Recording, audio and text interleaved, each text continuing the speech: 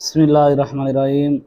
एक सवाल आया है कि आया कोई कुत्ता अगर पानी से भीगा हुआ निकले तो फिर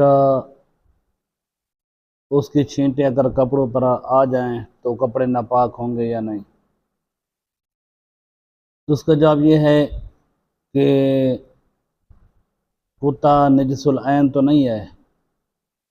तो जब तक उसके जिस्म पर कोई जहरी निजात ना हो तो उसके जो भीगा हुआ पानी है और पानी अगर जिस कपड़े पर लग जाए तो वो कपड़ा नापाक नहीं होता।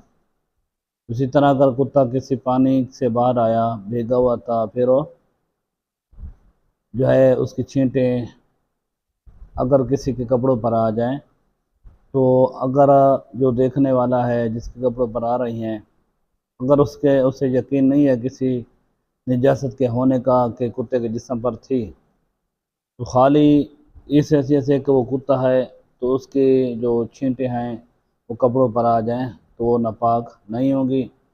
अगर उसे ये भी पता है कि कुत्ते के ऊपर कोई नजाकत थी और कुत्ता फिर भीग कर बाहर आया और उसकी छींटें कपड़ों पर आ जाएं तो फिर वो नापाक होंगी।